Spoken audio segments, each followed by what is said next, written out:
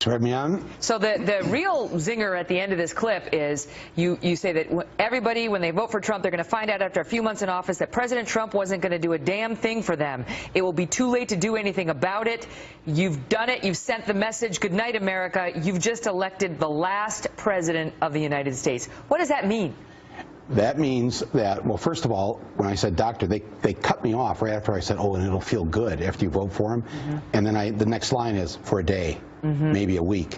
But when you find out that your life isn't going to get any better under President Trump and probably will get worse, that's when you're going to realize what the Brits have realized now. That whole thing is the wind-up to your ultimate hit. Yeah, it's the wind-up. They only show the wind-up. You're being duped. That's your argument. But why? And what do you mean he'll be the last president? He's going to blow up the world? Is that your, I mean, what are you saying? I mean, what I'm saying by that is if we elect Donald Trump as president of this country, it won't be the same country after 4 years.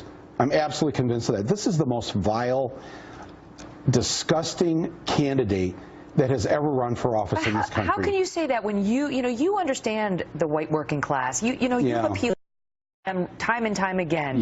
You understand, and you outline perfectly why they're attracted to him. They want him to blow things up. As you say, he's a human Molotov cocktail. Right. So I'm here, and I'm here on Fox to appeal to people who are watching to not do that. I understand why you're angry. You have every right to be angry. The system has failed you.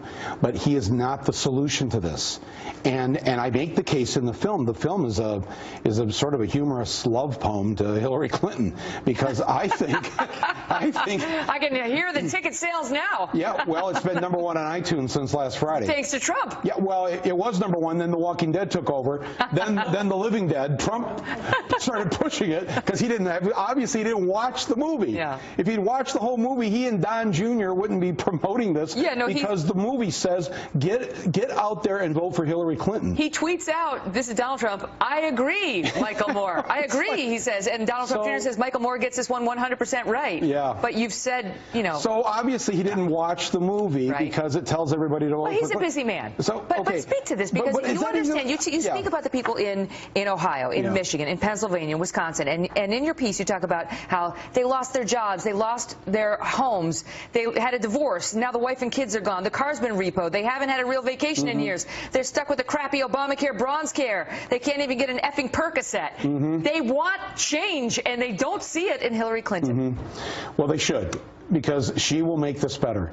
She is the proponent of universal health care. She's been that way for 25 years, and that is what's going to, Obamacare will get better under her. Remember, the real problem with Obamacare is not the Obama part of it. It's that private insurance companies are still calling the shots. They get to raise these rates. There's no control like there is over Medicare and the things that the government has a say in. Obamacare was only a halfway measure.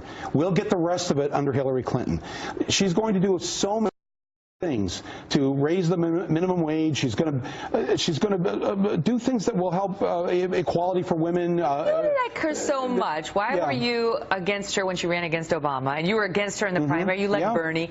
You seem to be like a reluctant Hillary supporter. Am I wrong? Yeah, I was a reluctant Hillary. Yes, because she voted for the war. I thought she was too cozy with Wall Street. I supported Bernie. I supported Obama 8 years ago. And what about all the WikiLeaks disclosures? Do they bother you? No, You're a lefty. not at all. You don't care about the Clinton cash and no, I care about women should be paid the same as men. I care about the polar ice caps melting. I care about the big issues, and those are the ones you've got to have the smart person in the room.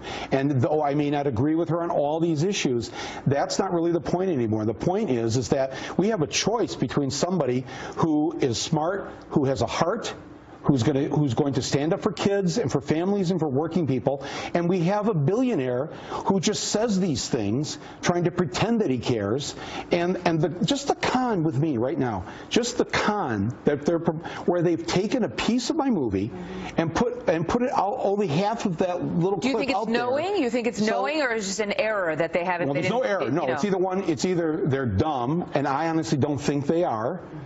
Or they know they're misleading. They're like dumb like a fox, maybe. Yes, they are. They know they're misleading people because they're counting on the fact that people who are in the working class are so desperate and so hurt by what has happened to them that all they'll do is hear those few words and not hear the rest of my paragraph. But even before you articulated very well how they feel, they were with Donald Trump. He is beating her by 33 points with the white working class. Yes. 33 points. I mean, it's huge. They are attracted not just to the messenger, but to the message too. Yes, that's and sad. But you really know sad. how they feel. This is the way Republicans, and what we know about these folks is many of them feel like disenfranchised Republicans, is they're sick and tired of people talking down to them and telling them they're too stupid to understand what's good for them. Exactly. And they're not irredeemable.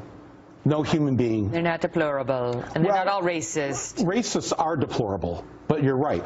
They're not irredeemable. No human is irredeemable. Michael Moore thinks he's smarter than me. He's basically telling me I'm too stupid to realize I shouldn't support Trump. No, well, I get it. I've been watching Trump, and they're saying I love him. I don't care what Michael Moore's trying to tell me. And what I'm saying is I understand you've been abused, and I'm here in Ohio to conduct an intervention to basically to say that sometimes abused people have a hard time making up their minds and making the right decision because of the abuse and the attack on the working class has been so intense over the last couple of decades that I understand why there's a lot of confusion here, and Trump is a huge ball of confusion in this, and it seems like he's going to be your human hand grenade that you're going to get to toss in there. When Trace pointed out there about the legal terrorists, it's that actually what I had said is that there is a legal way on November 8th to do what Trump says he's going to do, blow up the system. You can participate in that by going in there and handing the hand grenade to Donald Trump. I think that's a risky proposition. I think it's a dangerous thing to do.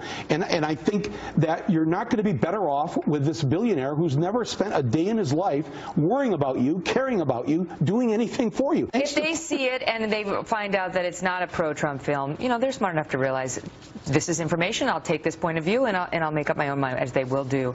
But I'll already, he's lied to them, and I'll already have their $5, and I want to give it back to them. Well, go for it. I don't know how to do that. You can give it to me, and I'll make sure it gets them. Trust me. You have. Okay, I gotta go. Michael Moore, a pleasure as always.